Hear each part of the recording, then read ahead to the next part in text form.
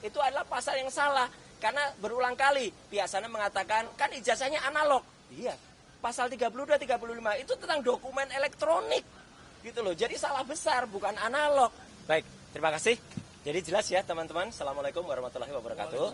Tadi sudah diterangkan oleh koordinator tim non-litigasi kami, Pak Ahmad Kosinudin, bahwa kehadiran kami di sini itu adalah untuk menindaklanjuti dan kita mengapresiasi langkah dari Polda Metro Jaya yang telah menyebutkan bahwa kami akan mengajukan sejumlah nama. Sejumlah nama itu penting, karena apa? Satu, ya, misalnya ahli ITE. Informasi dan transaksi elektronik dengan Undang-Undang Nomor 11 tahun 2008, kemudian sudah direvisi menjadi Undang-Undang Nomor 19 tahun 2016, terakhir direvisi Nomor 1 tahun 2024, itu sudah disusun oleh orang-orang yang mengerti undang-undang. Dan yang akan kami ajukan ini adalah orang yang ikut menyusun Undang-Undang Informasi dan Transaksi Elektronik, pernah menjadi bagian dari pemerintahan selama belasan tahun ya, bahkan mungkin puluhan tahun. Jadi bukan sekedar orang, katakanlah dia dosen di sebuah kampus, kemudian dia membaca Undang-Undang ITE, dia menerjemahkan sendiri Undang-Undang ITE. Jadi kalau hanya itu, banyak orang yang bisa membaca dan menafsirkan, dan kemudian jadi salah.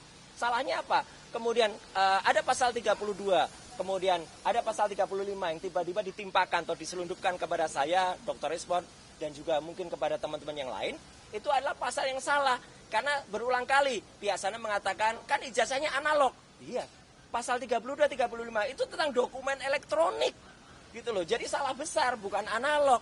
Jadi dari situ yang salah. Kemudian ahli linguistik, ahli bahasa, itu juga sudah punya sertifikat, baik nasional maupun di atas itu.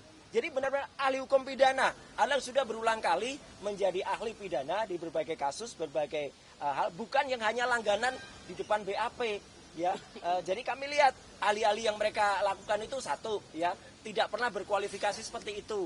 Hanya bisa membaca undang-undang, bukan pembuat undang-undang. Jadi nggak bisa dong menafsirkan undang-undang. Saya kebetulan yang membuat juga, tapi karena saya dalam hal ini yang diajukan statusnya menjadi tersangka, maka saya nggak bisa. Tapi yang di atas saya inilah orang yang bersama-sama saya dulu, ya, yang dulu ikut dan dia di sisi pemerintah, saya di sisi individu. Jadi saya kira itu ya clear anunya apa agenda kita hari ini.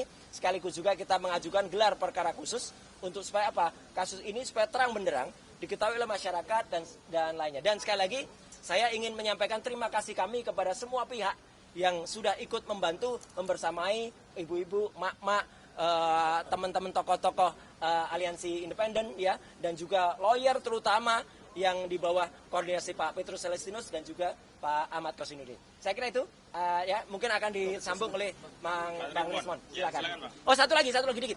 Semalam ada satu acara, saya nggak nyebut TV-nya ya, yang ada seseorang yang tanpa kualifikasi yang jelas ya, menjelaskan tentang VGGNet, menjelaskan tentang ArcFace, menjelaskan tentang FaceNet.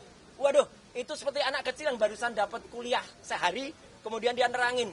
Dia nggak bisa nerangin kayak itu kualifikasinya apa gitu loh. Dan pada acara lain sebelumnya, acara yang dipandu oleh Bang Karni, udah saya bantah itu semuanya. Hanya sayang semalam itu saya kebetulan ada di TV lain gitu loh. Jadi jam yang sama, waktu yang sama, waktu yang sama. Harusnya saya juga ada di situ kan, karena itu geser harinya bukan pada hari biasanya. Maka komitmen saya pada TV yang lain tersebut saya lakukan. Jadi jelas ya, kalau ada orang yang menerangkan tidak dengan kepandaiannya, tidak dengan keahliannya, lah itu sama aja omong. Dan satu lagi yang pasti, apapun ijazah yang tampilkan tetap tidak ada lintasan stempelnya. Semalam dia ditanya, lintasan stempelnya mana? Bingung lagi, ngomong kanan ngomong kiri. Silakan Dr. Dr. Respon. Ya.